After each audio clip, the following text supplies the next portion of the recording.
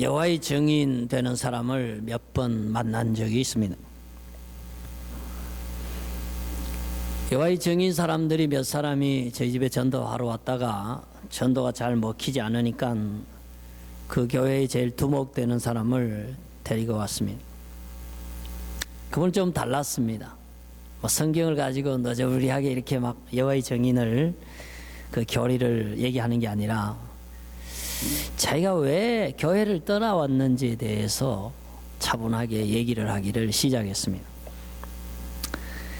내용인즉 마산에서 자기가 군 장교 생활을 하고 있었을 때에 한 장로 교회에 출석을 했답니다. 근데 그 교회에 분란이 생기고 싸움이 일어나고 해서 교회에 회의를 느끼고 교회를 떠났다고 그랬습니다.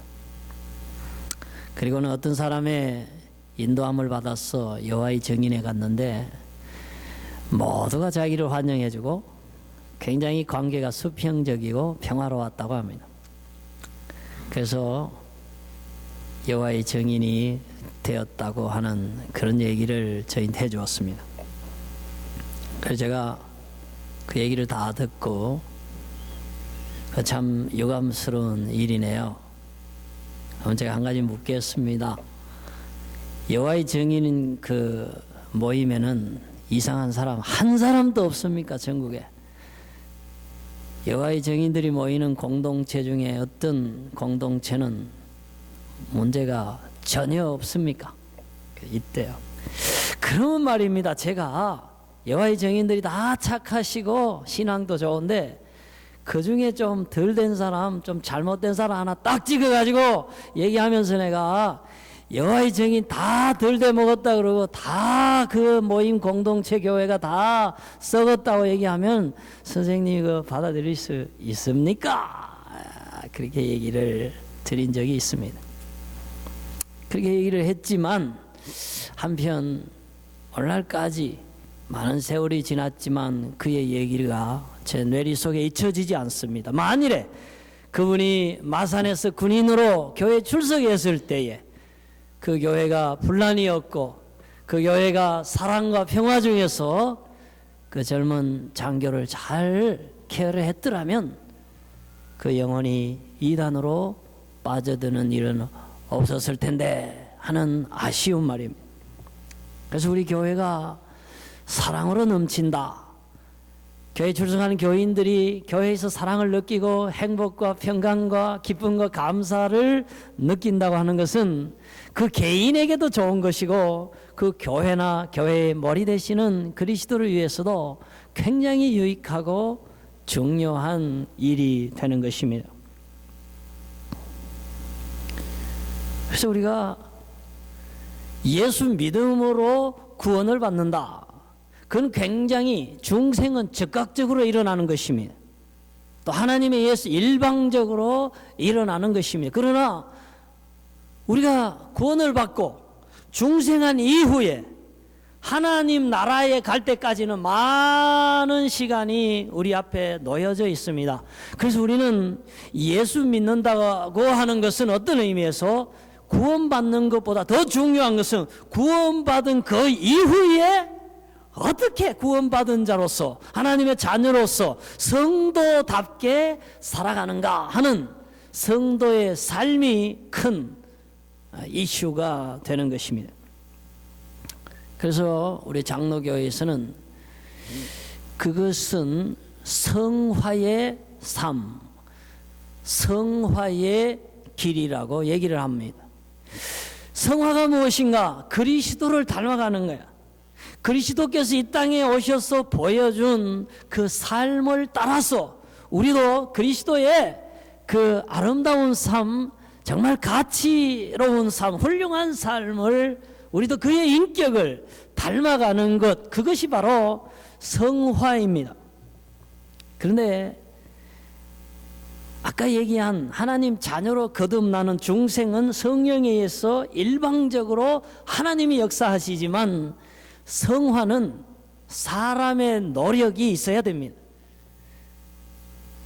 자기가 선하려고 노력을 하고, 자기가 기도하려고 노력을 하고, 자기가 죄악을 범하지 않으려고 노력하고, 자기가 적극적으로 예수 그리스도의 그 진리와 하나님 나라를 추구해 나갈 때에 성령이 그의 사람의 노력과 동시에 협력하셔서, 노력하면 할수록 안 하는 사람보다 노력하는 사람이 더 예수를 닮아가게 되어 있다. 성화가 높이 완성되어 간다 하는 것이 우리 장로 교리가 갖고 있는 성화에 관한 진리입니다.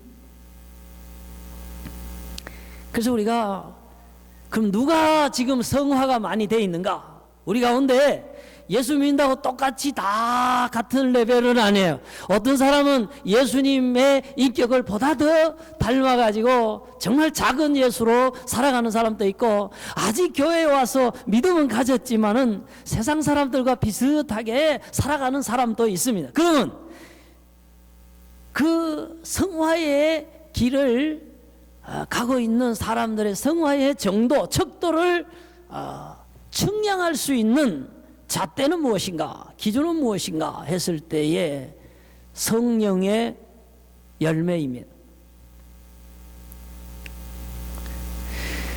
성령의 열매는 오늘 우리 말씀에 보면은 9가지가 나와 있는데, 우리가 이제 성령의 열매는 많이 얘기하는데 육체의 열매는 잘 얘기를 하지 않아요. 굳이 육체의 열매라 그런다면은 여기 보면은 음행, 더러운 것, 호세, 우상숭배, 주술, 원수 맺는 거, 분쟁, 시기, 분냄, 당짓는 거, 분열, 이단, 투기, 술 취하는 거, 이런 거 다 육체의 열매입니다. 이런 일을 행하는 사람들은 하나님 나라에 들어가지 못한다. 하나님 나라를 유업으로 받지 못한다. 그러면서 성령의 열매를 얘기하고 있습니다.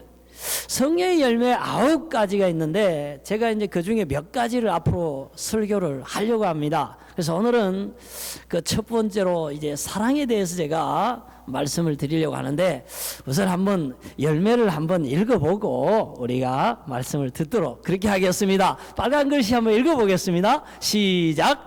오직 성령의 열매는 사랑과 희락과 화평과 오래 참음과 자비와 양선과 충성과 온유와 절제, 이러한 여러 가지 등목의 열매가 내 인격에 맺히고 내 삶에 드러날 때에 그 열매가 많을수록 이분은 예수님을 많이 닮은 분이로구나, 참 성화가 많이 진척된 사람이구나. 그런데 아직도 예수 믿는 나에게 아직도 육체의 일이 드러난다. 무슨 원수를 맺는다, 분쟁을 일삼는다, 당을 짓는다, 분을 낸다, 투기가 있다, 술을 취한다, 방탕한 생활이 있다, 이러면 아직도 성화가 덜 된 거예요. 그래서 그리스도인들 가운데 완전히 육체에 있는 사람도 없고 완전히 예수님처럼 된 사람도 없는, 우리는 그 중간에 바닥에 있든지 그 상층부에 있든지 그 사이에 오고 가면서 지금 성화가 이루어지고 있다 하는 것입니다. 어쨌든 저와 여러분은 예수 믿고 그저 겨우 구원만 얻고, 정말 부끄러운 구원을 얻고 천국에 들어가서 아무 상도 못 받고 아무 칭찬도 못 받는 그런 삶이 아니라, 예수도 믿을 뿐만 아니라 예수님의 그 숭고한 이념을 나의 가치관으로, 예수 그리스도의 그 훌륭한 언변을 나의 삶의 대화의 방법으로, 예수께서 보여주셨던 사랑과 용서와 하나님의 뜻을, 하늘의 뜻을 이루는 그 훌륭한 삶을 나도 본받아 우리 가정에 실천하고 우리 사회에, 우리 교회에 몸담아 실천하는 성화의 삶, 제2의 작은 예수의 삶을 살아감으로써 나에게도 복되고 하나님께도 영광이 되는 그런 성화의 길을 걷는 선도의 삶 되시기를 주님 이름으로 축복합니다. 아멘. 그 김해 시내에 그 농촌 지역에서 아주 완전 그 농사지대인데 한 2천여 명 모이는 큰 교회가 있더라고요. 그 교회는 이제 전도를 많이 한 교회인데, 그 어떤 권사님이 자기가 전도한 간증을 이렇게 적어놨어요. 교회에서 이제 전도합시다 이러니까 이 권사님이 전도는 해야 되겠고 전도해야 할 사람은 없고 이거 어떡하나 이제 궁리를 하다가 길을 지나가는데 어떤 아주 나이 많은 할머니가요, 고추를 따고 있어요. 큰 밭에서 고추를 따고 있어요. 그래서 할머니, 그 젊은 사람들은 어디 가고 할머니가 이런 힘든 일을 하세요. 그러니까 우리 아들, 딸내들은 다 서울에 가고요, 농사 지을 사람이 없어요. 그래서 고추는 이제 빨리 따서 말려서 팔아야 되는데 더 둘 수가 없어서 자기가 이게 딴다는 거야. 그래서 그 권사님이, 할머니 그럼 제가 고추 따는 거 좀 도와드릴까요? 그러니까 아이고 도와주면 좋지. 그래서 고추 따는 거를 한나절을 도와줬어요. 이 권사님도 원래 그런 일을 하는 분이 아닌데 이제 고추 따는 걸 도와주고 나니까 저녁에 막 허리도 아프고 팔도 아프고 막 그렇더래요. 근데 그 다음 날 또 고추밭에 나간 거야. 할머니 오늘 또 왔어요. 같이 뭐 하시죠 뭐 이러면서 3일을 고추 따는 걸 도와줬어요. 그랬더니 할머니가 아이고 고마워라. 세상에 요즘 이런 사람이 어딨노? 이러면서 내가 이 고마워서 이 은혜를 어떻게 갚아야 하지? 막 이러는 거예요. 할머니, 나도 이 3일 따니까 힘들어요. 할머니도 이제 힘들고 오늘 토요일이니까 내일은 하루 쉽시다. 그 필요하면 월요일에 와서 내가 또 도와줄 테니까 보세요. 할머니 혼자 하는 것보다 나하고 같이 했으니까 3일 했으니까 하루 쉬도 그게 이익입니다. 내일 하루 쉬고 나하고 놀러 좀 갑시다. 이러니까 할머니가 아이고 그거야 뭐 어렵지도 않지 이러면서 교회에 온 거예요. 그 길로 할머니가 그 교회에 오셔가지고 예수를 믿게 됐다 하는 간증을 제가 들어봤어요. 굉장히 참 현실적이고 또 가능하고 사랑에 근거한 전도법이 아닌가 이런 생각을 했습니다. 과연 그렇습니다. 우리가 꼭 전도뿐만이 아니라 새로운 교인이 정착하는 것도 그렇고요. 설령 사람들이 예수 믿는 사람을 보고 어떤 교회에 나가지 않는다 할지라도 우리가 그런 사람들을 사랑으로 대하고 우리가 그들에게 조건 없이 사랑을 베풀고 용서하고 자비로운 삶을 살아가는 것을 보여주면 그 사람들은 교회에 대해서 좋게 생각합니다. 크리스찬에 대해서 좋은 이미지를 가집니다. 그럴 때에 그분들이 나중에 회심해서 하나님께로 나올 수 있는 그런 마음의 기초를 가지게 되는 것입니다. 그래서 우리는 교회를 위해서도 정말 사랑의 삶을 사는 게 꼭 필요합니다. 교회를 위해서만 필요합니까? 부부간에도 진실한 사랑, 그리스도의 사랑이 얼마나 필요합니까? 형제간에도 친구간에도 이 사랑은 우리를 행복하게 합니다. 이 사랑은 우리를 정말 가치 있는 삶으로, 정말 존경받는 삶으로 우리를 이끌어주는 그런 놀라운 진리요 비결이 되는 것입니다. 근데 이 사랑은 무슨 위인이 얘기한 게 아니고 목사가 얘기하는 것도 아니고 바로 우리 하나님의 아들 예수 그리스도께서 이 땅에 오셔서 그 사랑을 보여주셨고 그 사랑을 가르쳐 주셨고 제자들에게, 갈릴리 사람들에게 특별히 엄명하신 말씀입니다. 여러분 저기 한번 읽어보실래요? 새 계명을 너희에게 주노니, 빨간 글씨요, 시작. 서로 사랑하라. 내가 너희를 사랑한 것 같이 너희도 서로 사랑하라. 여러분 이 계명은요 옛날의 율법 계명이 아닙니다. A new command I give you. 주님이 새로 우리에게 주시는 명령입니다. Love one another. 여러분 내가 좋아하는 사람만 사랑하는 게 아니에요. 서로 one another, 서로 사랑하는 거예요. As I have loved you. 예수님께서 우리를 사랑했던 것처럼 사랑하라 그랬어요. 여러분, 예수님이 어떻게 사랑하셨습니까? 자기를 죽이려고 잡으러 온 그 병사의 귀를, 피가 뚝뚝 흐르는 그 병사, 자기를 죽이려는데 일조하는 그 사람, 그 귀를 붙여주신 사랑이에요. 자기를 죽이는 사람을 향해서 저들을 하나님 용서하옵소서, 저들이 하는 일을 모르고 하고 있습니다, 그 얘기를 하신 그분이 예수님입니다. 그리고 죄인된 우리를 구원하기 위해서 십자가에서 기꺼이 자기 돈을 내놓은 거 아니에요. 자기 옷을 내놓은 거 아니에요. 자기 음식을 내놓은 게 아니에요. 목숨을 내놓았어요. 이거보다 큰 사랑이 어디 있습니까? 바로 그거를 제자들에게 보여주셨는데 예수님이 그렇게 얘기하시는 거예요. 너희들이 해야 할 사랑은 바로 이런 사랑이다. As I have loved you. So, 그래가지고 You must love. must. 그건 반드시 해야 되는 거잖아요. 우리 예수 믿는 사람, 예수님을 따라가는 사람은 반드시 사랑해야 됩니다. 좀 부족해도 아내를 사랑하세요. 좀 부족해도 남편을 사랑했어요. 좀 부족해도 자녀를 사랑하세요. 좀 부족해도 친구를, 겨울을 사랑하세요. 그게 바로 주님의 사랑입니다. 주님은 우리가 훌륭해서, 우리가 완벽해서, 우리가 착해서 죽으신 게 아니에요. 그분 사랑 때문에, 그분이 우리를 사랑하시기 때문에 죽으신 거예요.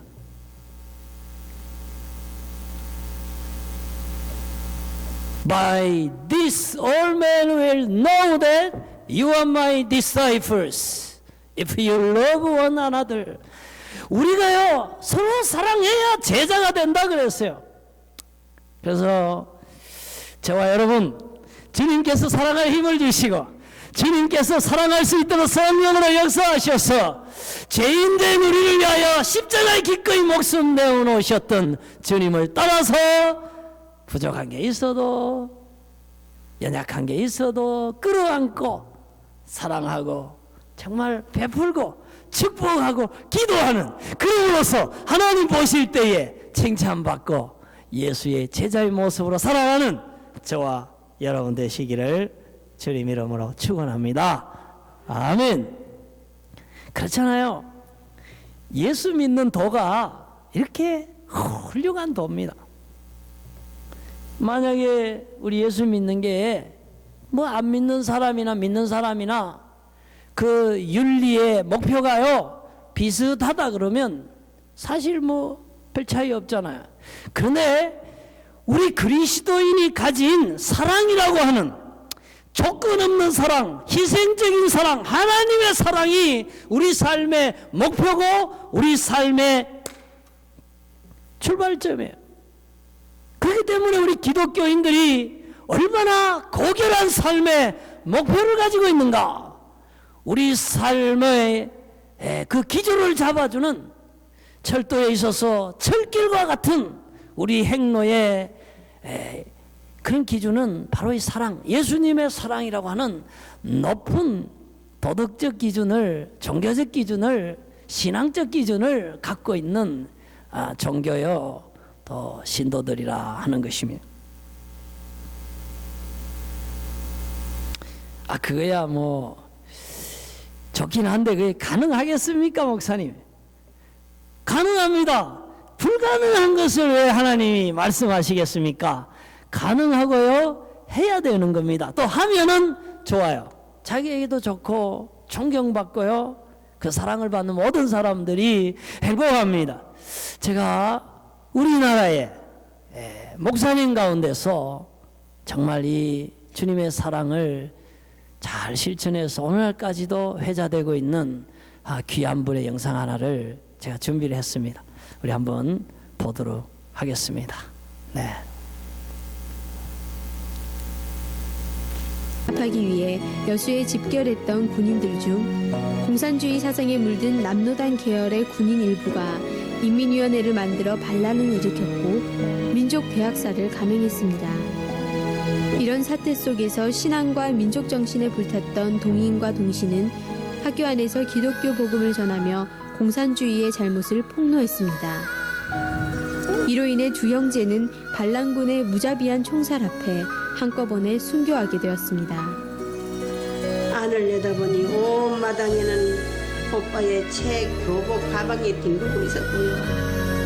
한쪽 옆을 보니까 거기는 검붉은 피자국이 뚝뚝 떨어져 있었습니다. 동희야, 동희야, 너의 두 오빠가 죽었단다. 내가 너의 두 오빠 시체를 찾아서 딴 곳에 옮겨놨다. 우리 두 오빠의 시체는 그 위에 쓸쓸히 누워 있었습니다. 얼마나 자기 친구들에게 얻어맞았는지 평소 친했던 친구들이에요. 온 전신에는 피투성이를 만들어 놨습니다. 이마, 가슴, 얼굴, 온 전신에는 얼마나 총을 쏘아댔든지 총알 자국이 수없이 나타나 있었지요. 장례식은 간단했으나 이 땅에서 하나님께 드리는 최고의 선제사를 올리는 엄숙한 순간, 손 목사가 장례식 끝부분에 고백했던 마지막 인사는 감사였습니다. 여러분, 내 어찌 긴 말에 답사를 드리리. 내가 아들들의 순교를 접하고 느낀 몇 가지 은혜로운 감사의 조건을 이야기함으로 대신할까 합니다. 첫째는 나 같은 죄인의 혈통에서 순교자의 자식이 나게 하셨으니 하나님께 감사합니다. 둘째는 허다한 많은 성도 중에서 어찌 이런 보배를 주께서 하필 내게 맡겨주셨는지 주께 감사합니다. 셋째는 삼남 삼녀 중에서도 가장 아름다운 두 아들 장자와 차자를 바치게 된 나의 축복을 감사드립니다. 넷째는 또 한 아들의 순교도 귀하다 하거든 하물며 두 아들의 순교라니 감사합니다. 다섯째는 예수 믿다가 와서 종신하는 것도 큰 복이라 하거든 하물며 전도하다 총살 순교 당함이라니 감사합니다. 여섯째는 미국 가려다 준비하던 내 아들 미국보다 더 좋은 천국 갔으니 내 마음 안심돼 감사합니다. 일곱째는 나의 두 아들을 총살한 원수를 회개시켜 내 아들을 삼고자 하는 사랑하는 마음을 주신 하나님께 감사합니다. 여덟째는 내 두 아들의 순교의 열매로 말미암아 무수한 천국의 아들들이 생길 것이 믿어지니 우리 아버지 하나님께 감사합니다. 아홉째는 이 같은 역경 속에서 이상 8가지 진리와 신뢰를 찾는 기쁜 마음, 여유 있는 믿음을 주신 우리 주 예수 그리스도께 감사합니다. 끝으로 나에게 분수에 넘치는 과분한 큰 복을 내려주신 하나님께 모든 영광을 돌립니다. 아멘. 그가 공산당원에 맞서 순교하는 이 10가지 감사는 손양원 목사님이 그의 두 아들을 공산주의를 추종하는 그런 세력들에게 두 아들을 잃고 난 뒤에 그 장례식에서 드린 감사의 기도입니다.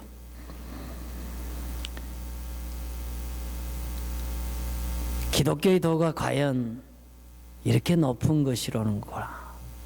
예수의 사랑을 따라 실천한다는 것이 이렇게 참 훌륭한 것이로구나. 그 사랑을 실천한 손 목사님, 그래서 사랑의 원자탄이라는 그런 별명을 얻으셨구나 하는 그런 깨달음과 감동을 얻게 됩니다. 우리 예수님께서 우리들에게 그런 말씀을 하셨습니다. 좋아하는 사람을 좋아하는 거, 그거는 안 믿는 사람도 할 수 있고 이방인들도 할 수 있다. 하나님을 믿는 사람, 예수 믿는 사람은 원수까지도 사랑할 수 있어야 된다. 원수가 배고플 때에 먹여주고 목마를 때에 마시게 해주고 그를 축복하는 것, 이것이 바로 그리스도인이다. 이것이 바로 나를 따르는 제자가 할 일이다. 내가 너에게 명하는 사랑이다. 이렇게 얘기하면서, 그러므로 하늘에 계신 너희 아버지의 온전하심과 같이 너희도 온전하라. 우리도 그런 사랑을 베풀어야 할 것을 말씀하셨습니다. 여러분, 여기 이것이 한번 읽어보실까요? 시작. 너희가 너희를 사랑하는 자를 사랑하면 무슨 상이 있으리요? 세리도 이같이 아니하느냐? 또 너희가 너희 형제에게만 무난하면 남보다 더하는 것이 무엇이냐? 이방인들도 이같이 아니하느냐? 그러면서 나는 너희에게 이르노니, 읽어보셔요. 너희 원수를 사랑하며 너희를 박해하는 자를 위하여 기도하라. 여러분, 예수 믿는 도가 높다는 게 바로 이 점입니다. 예수님이 그가 사람이 아니고 하나님의 아들인 게 틀림없는 것이, 어떻게 저런 얘기를 하실 수가 있겠습니까?